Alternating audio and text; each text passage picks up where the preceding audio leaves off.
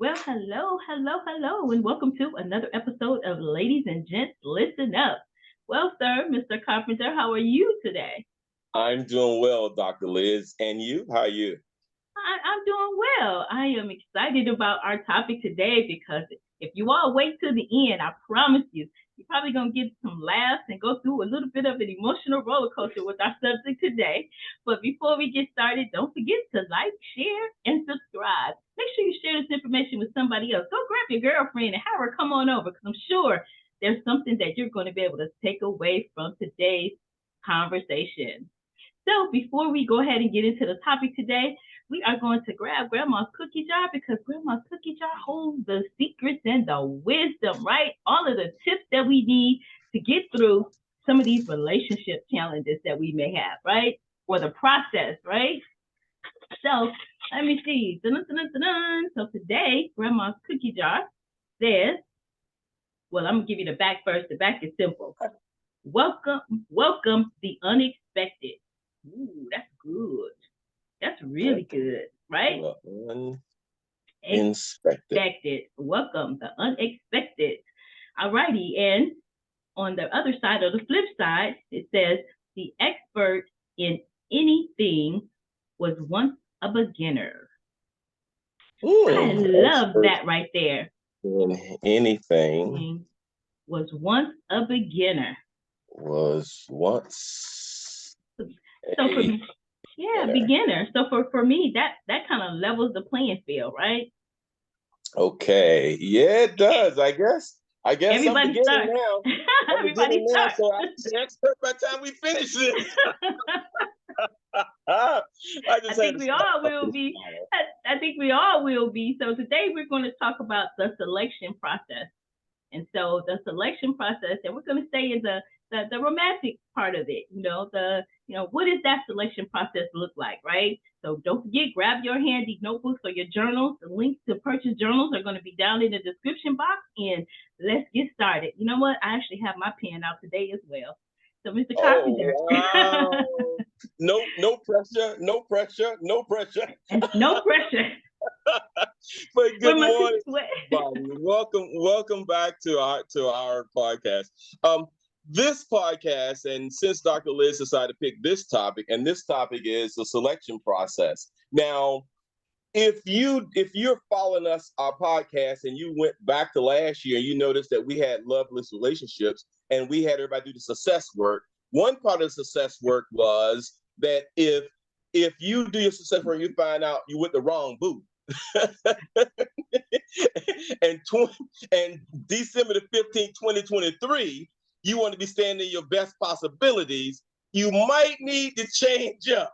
And if you change up, we're giving you the selection process. And that's what we're talking about today. If you had to go out looking for a new boo or have to start all over again, remember, and how they say that, the experts even were beginners. So if you now a beginner in this stage, we're gonna make you an expert, okay?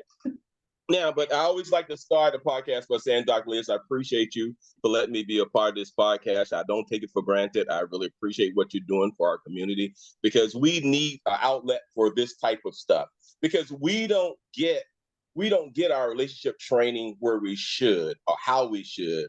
Because I go to church, when I go to church, a lot of times they don't talk about this type of subjects in church. And this is where we have our biggest messes in finances and relationships. And in church, they don't talk it. So you bringing it forward. So thank you for that, Dr. Liz. I appreciate you for that. Thank you. Let's get into relationships. Now, I got to tell you one thing, Dr. Liz. This ain't gonna turn out the way you think it is. I promise you. I actually don't have any preset expectations other than getting information out from a male perspective and female perspective. That's my only expectation. So let's go for it. When you pick this subject, Dr. Liz, from my neighborhood, we say you done told your draws, girl. I've been waiting to say that. I'm glad I got the warning label on the top of the thumbnail. But all right, let's get started here. All righty. We're talking about selection process. And when you talk about selection process, you're talking about dating and you're talking about mating. So when you're trying to find that that perfect person, someone that's gonna honor, it's gonna be an honor. That selection, and the way you're gonna select that person is the way that you're gonna establish honor and be effective and find a suitable candidate for whatever, whether it's marriage, whether it's a relationship, whether it's dating, whatever it is. You want to honor that person during the selection process. Now, there's 4 frameworks that we're going to give you for this. There's 4 frameworks. And the frameworks are pretty simple, pretty easy. Are the 4 ways to date and mate. That's what we can call it. You can call it 4 ways to date and mate, or 4 frameworks for the selection process. Whatever's easier for you, that's what we're going to do. And the first one is old-fashioned.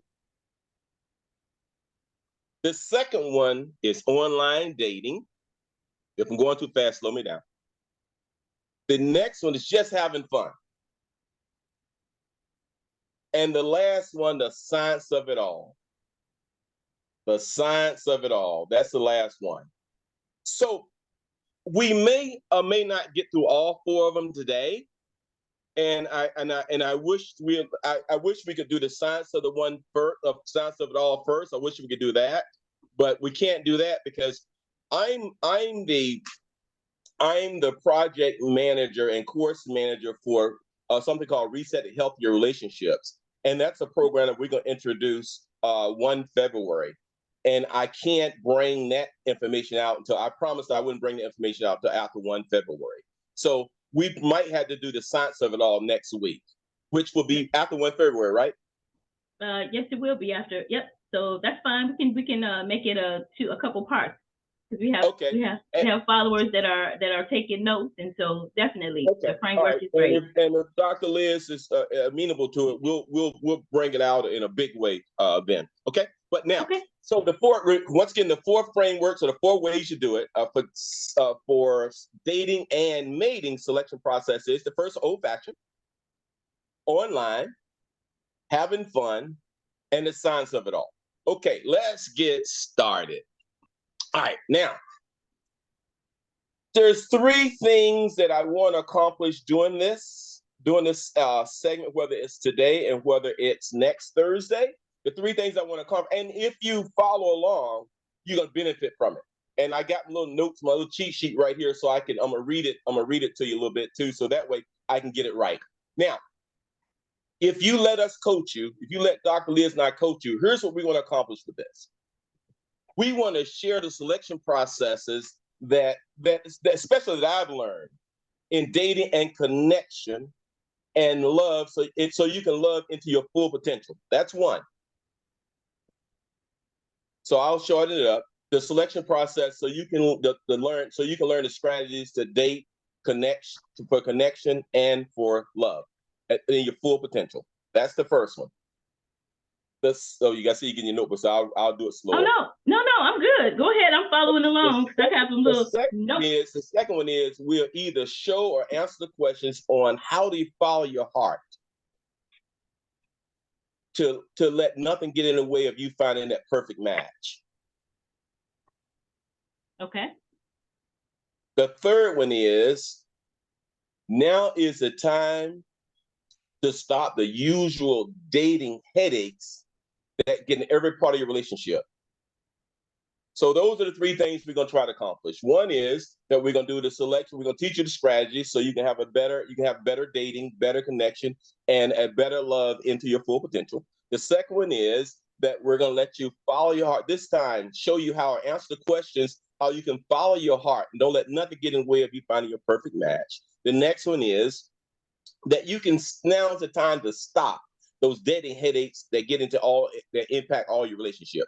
Those are 3 things we want to accomplish today. Let's start out with the very first one: old-fashioned dating. Old-fashioned dating. Mm-hmm. And these are the frameworks. Old-fashioned dating. In old-fashioned dating, as a matter of fact, T.D. Jakes is a fan of old-fashioned dating. He said, here's what T.D. Jakes said, not Rufus. Here's what T.D. Jakes said. T.D. Jakes said he sensed that he knew his wife. So he was over their wife's house, and his prospective wife, and he said he sensed it. He sensed that she was the one that he was going to marry. He didn't tell her, He told his buddy, "Oh, P, hey, look, man, this is the one. I found that girl." And he said he sensed it.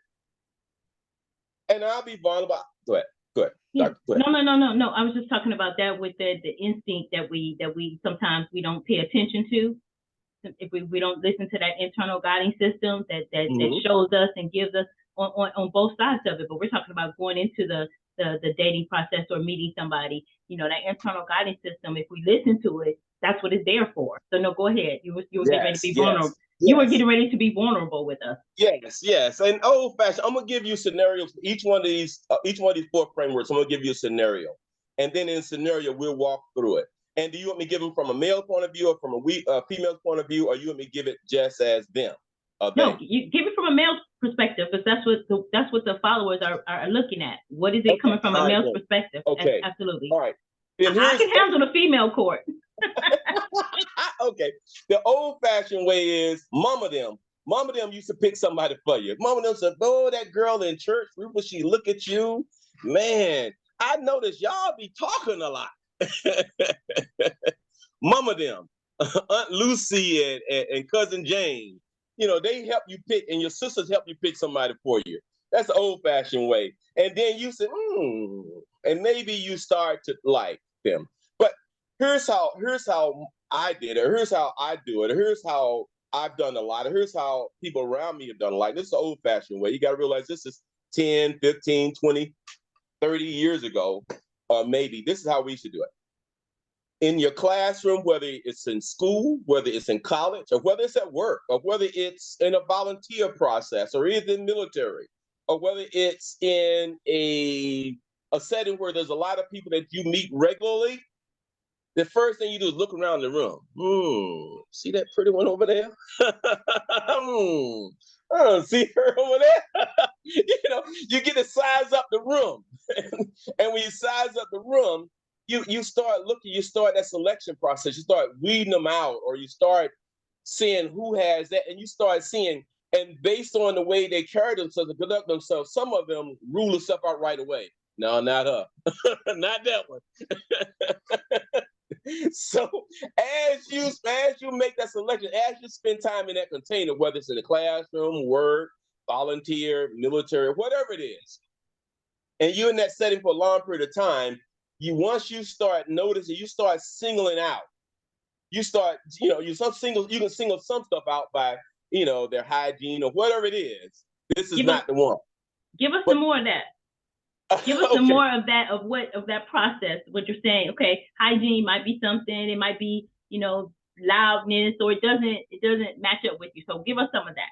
Right, and this is, and we'll get more into the science of it, because the science that tells you all that. We'll get heavy into that then. But it could be the way they respond. It could be intellect. It could be intellect. Could they be stupid? It could be.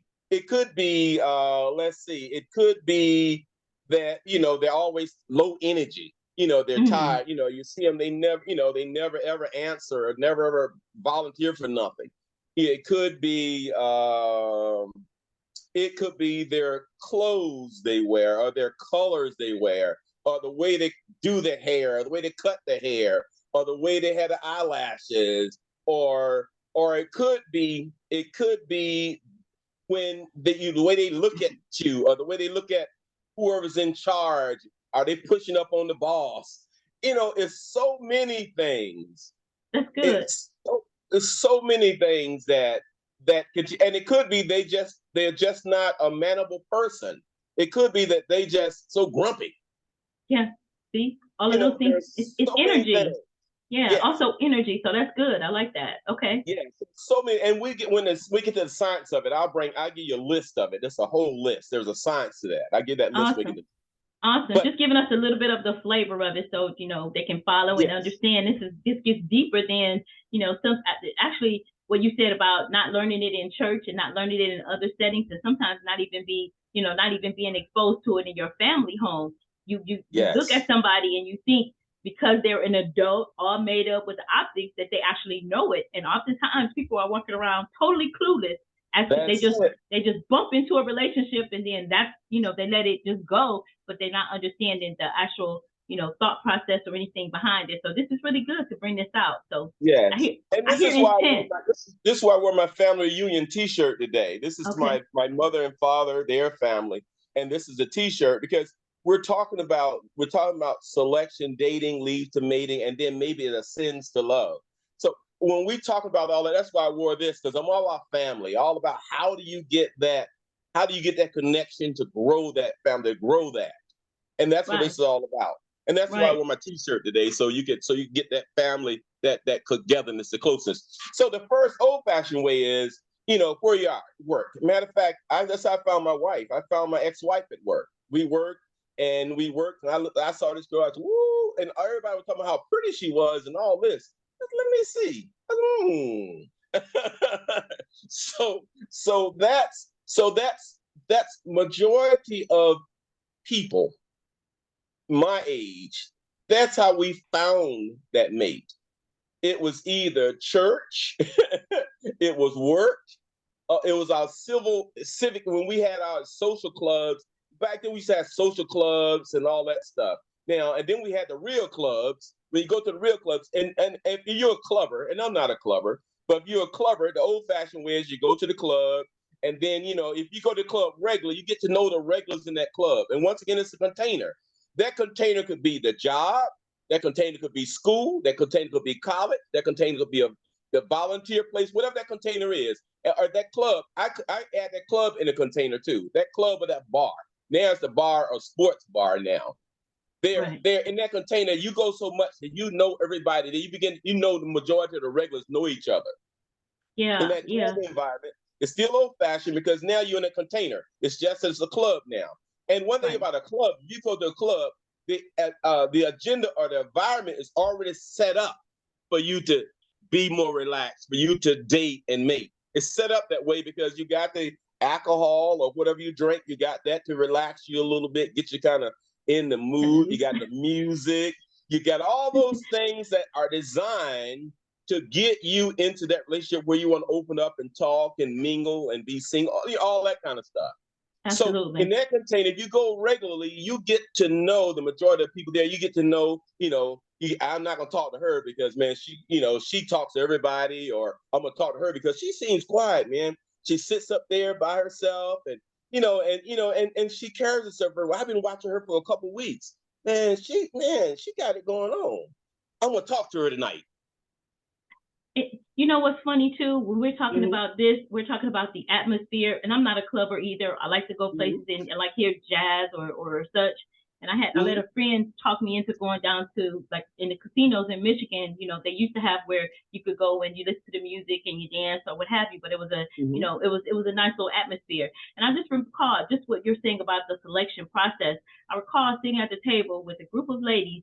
And this gentleman came up to the table and he started asking each lady around the table to dance, right? And then they were, each one of them said no.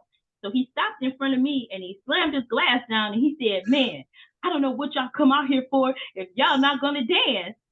Now I've been sitting there waiting to dance, right? And he never asked me. And he said, and this is what he said, not being haughty, but being transparent.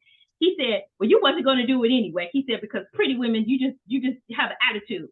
And I'm thinking, okay, you just already assumed something about me without even asking. And then on the other side, as women, sometimes we go and check ourselves and say, well, nobody's asking me why, but it's the flip side of that. This person may not ask you because they might be intimidated by you, and you don't think that. You're thinking, "Well, dog, what's wrong? Did I put makeup on right today or something?" So it's a whole mindset that's going on behind this whole dating process. So what I heard you say is getting out there and actually, like, going to the places. Like, if you're going to meet somebody in a bar, you're going to meet somebody in a bar. Some great relationships that come out of the bars, but it just depends on you inserting yourself into different groups and different atmospheres and doing that in order to get involved. So a lot of them say, "Well, nobody ever approaches me," or what have you, but are you open? Is your energy inviting? Yes, and that's a whole different new subject. But I'm gonna touch it just lightly because that's a subject by itself. I'm gonna touch it lightly. And audience, I gotta let you know, audience, right now, some of this stuff I'm saying, I've got to get all the angles out. So some of this, don't think it's the way I'm thinking or the way I'm saying, or don't judge me. based on some of the stuff I say, because I have to realize that the audience is diverse. So I want to get the good, the bad, the ugly, and all of it out. So if I say some things that may be a little off color, I've got to say it, okay? So bear with me. I think they like it coming from a male perspective. So yeah. Go for it. Dr. Liz, let me. I'm gonna sidestep to that right there. You talked about. I'm gonna chase that rabbit for a little bit, then we'll get back on the subject. Sounds good. A lot of times when you're in that container, especially in a club, you how they say, date what you can afford. If you looking like $1 million and I only got $20 in my pocket,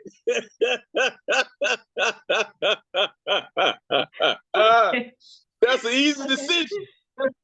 Wow, that's good though. No, that's good. Unless a fool like me, what the heck? I'm gonna lay it on the table. Hey, I'm gonna do. See, and I didn't want to say this, but this is why I say old fashioned. Old fashioned. We took a lot of our love languages. We didn't have a person that wrote a book talked about love languages. Right. We got our love language. Matter of fact, most of our love languages came out of Detroit with Motown. Most of our love language came from the music that we listened to. Yeah. It came from the music, and that's where we got our love language from. We'll listen to a song, and man, we'll get them lines down pat. And we talk to girl, we ready. As a matter of fact, some people do that today. Some people still do that. That's a song. Because I tell you what Luther say, excuse me, miss. How does the song go? At least you heard me say. Can I take you out to the movie or maybe to the park? I'll get you home before it's dark. It's a song. It's a song, y'all. He didn't memorize the song. At least you heard me say, hey, excuse me, miss. Can I take you home? That's where we got it from. So wow. That's what that is, Dr. Liz. A lot of times, a lot of people, when they look at you, they size themselves up first. They don't see you. They see themselves. And they sell themselves cheap. And that's the science of it. And I don't want to give this away yet. Bring it up next week when we talk about the science of it. Because there's a science, that's the science you just brought up.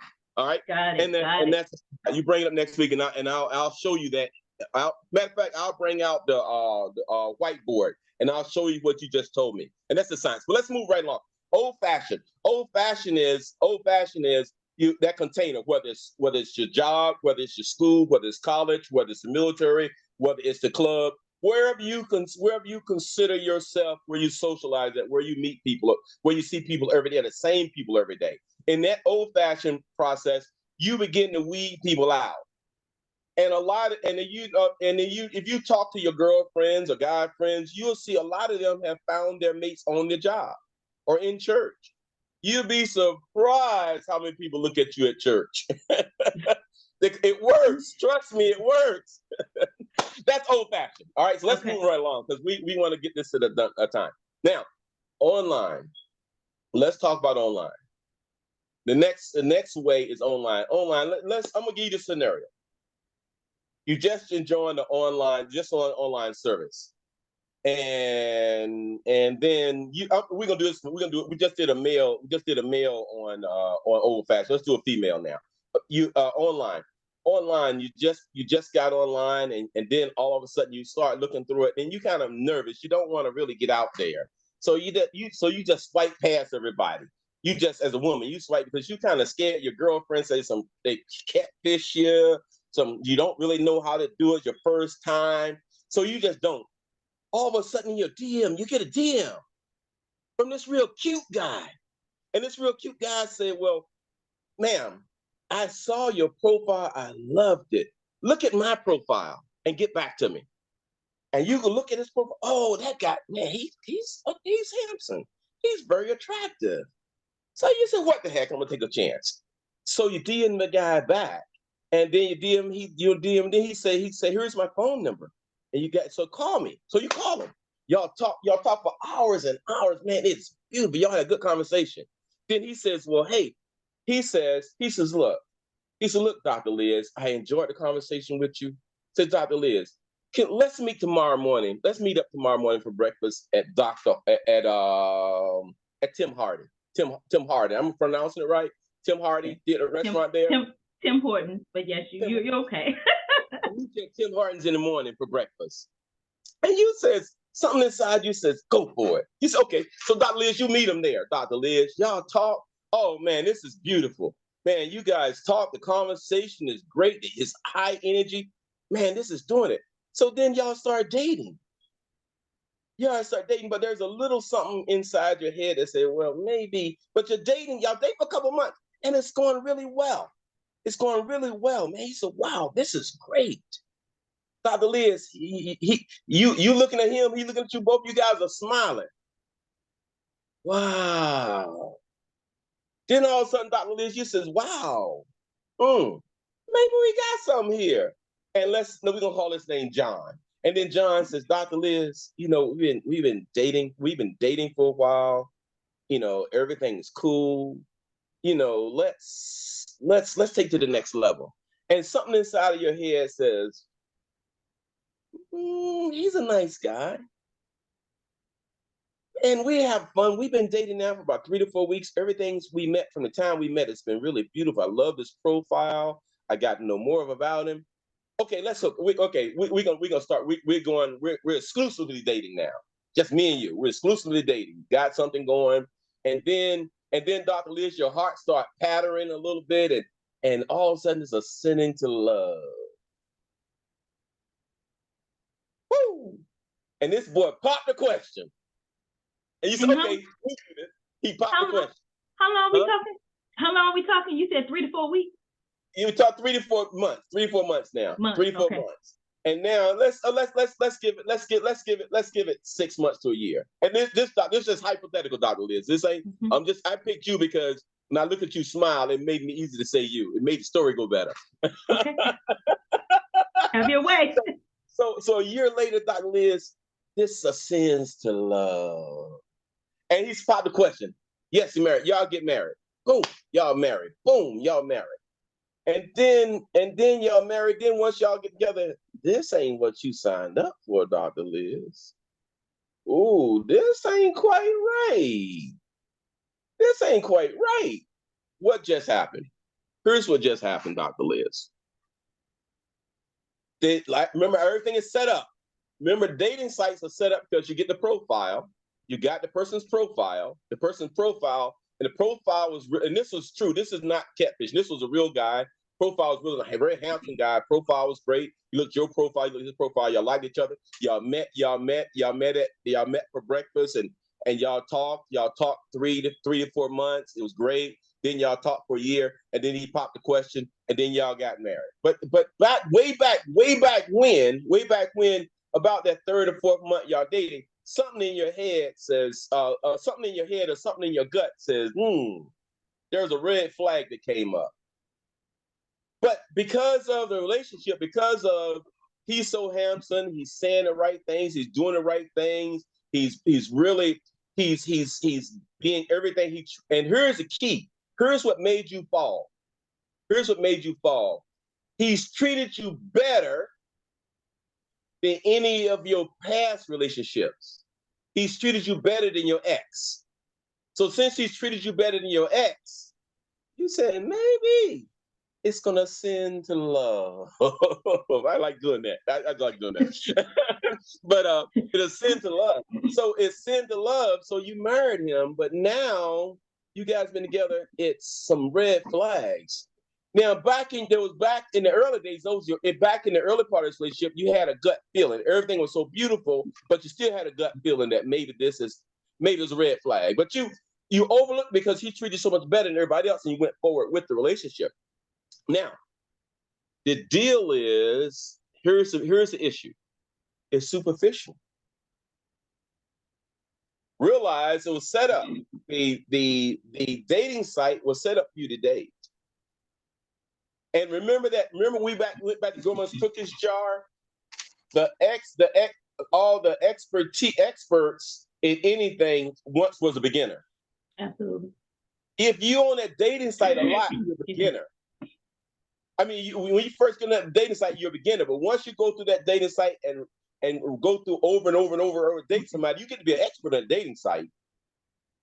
An expert at the dating site. That's a good key point. Yeah. Yeah, you get to be an expert. So you know how to approach someone. You know what to say, you know how to act. So it's a dating site. You started as a beginner on that dating site. Now grandma's cookie jar, so now you're an expert. Absolutely. So you know what to say, you know how to present yourself, you know what to do. So when you married that person, Dr. Liz, you was so enthralled and you ascended to love. But you a beginner, and that's expert. Right. Now, right. Way back in a relationship, you had a gut feeling that way back in it, but he treated you so much better than the people that your ex did. He set the stage for it to work really well. Then when you got married and you found out this is surface, what the heck? What had happened? The rabbit got the gun.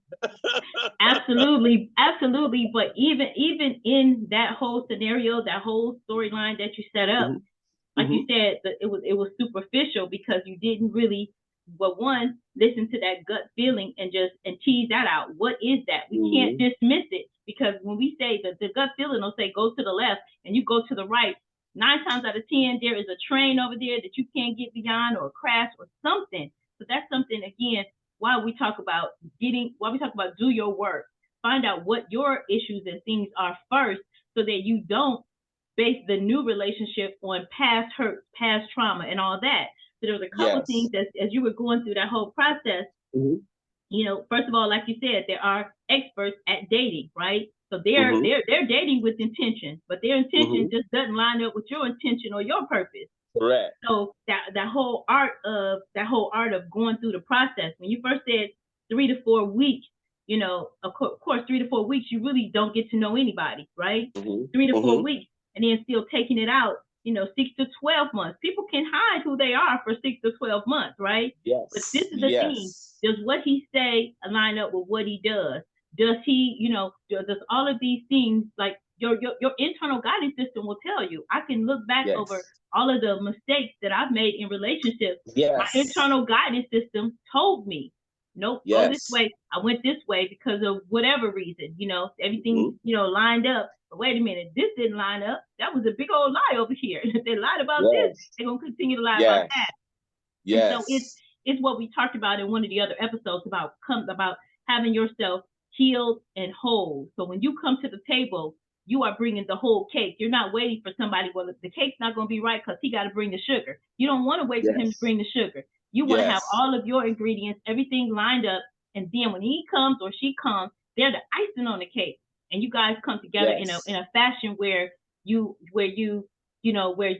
propel each other to be better, right? How do you feel when you're with that person? That's like a key indicator.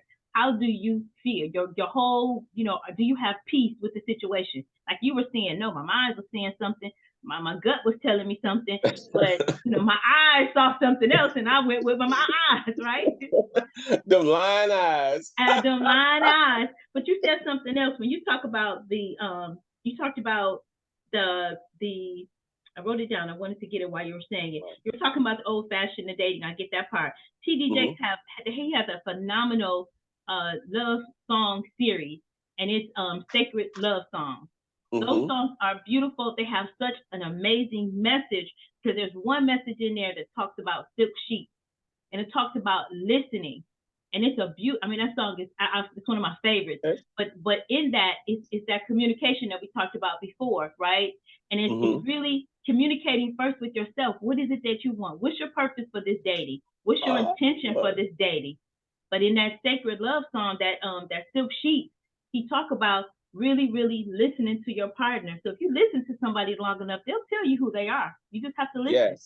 Yes. And we're gonna start reeling this in, because we're not gonna get to the third framework, which is just having fun. We're not gonna get to that today. So we really get long. But I want to close out. I want to close this section out on what you just said. You must be on the same wavelength, because that's what I was trying to get into. It's called clarity. The section you just called is called clarity.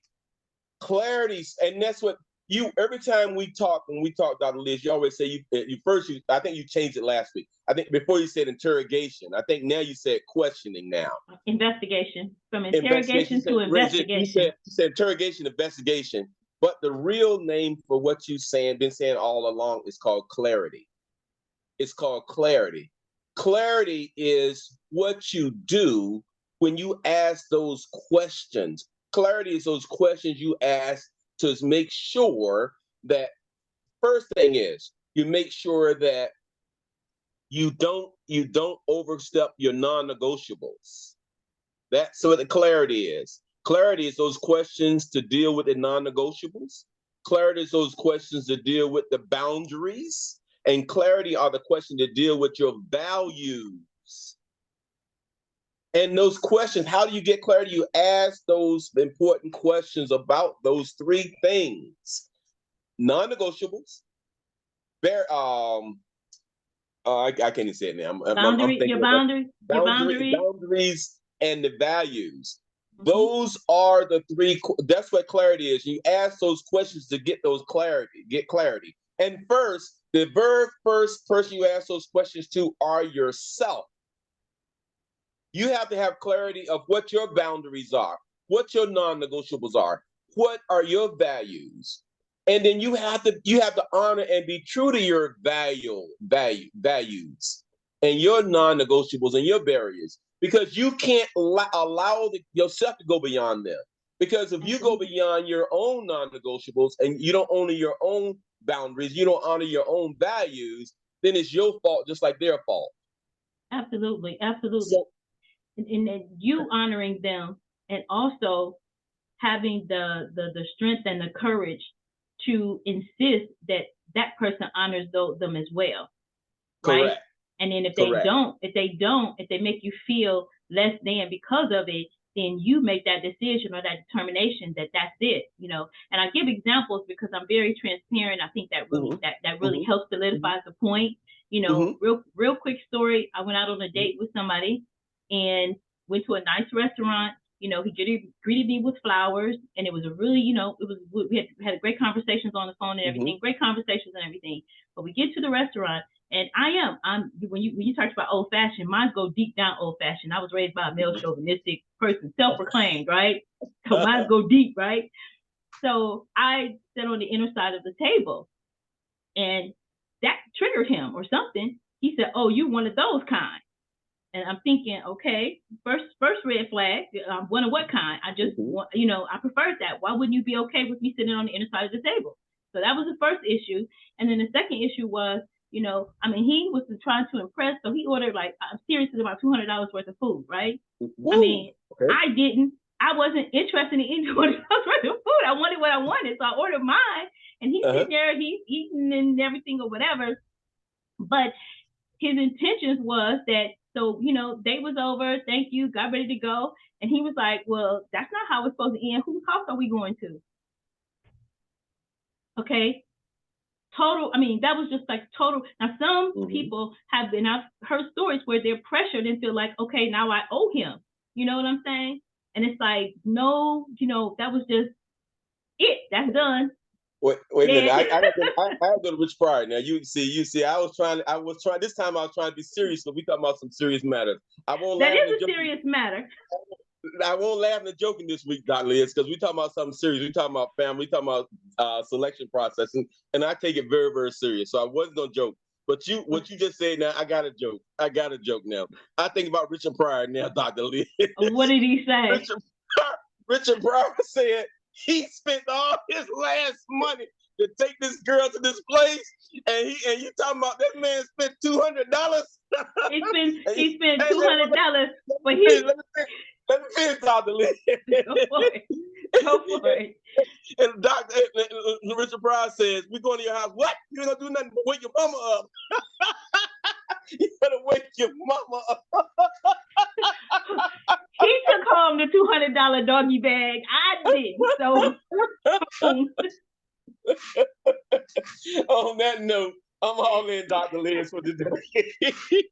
Well, all righty. I hope you all got a couple of laughs, but I hope you got some nuggets out of that one, right? When you start ordering everything off of that menu, excuse yourself. Alrighty, you all. Don't forget to like, share, and subscribe. Share this information with somebody else. We're going to come back next week with a part 2 because we're going to finish this conversation. Listen, learn, and leverage the information. Bye for now. Bye.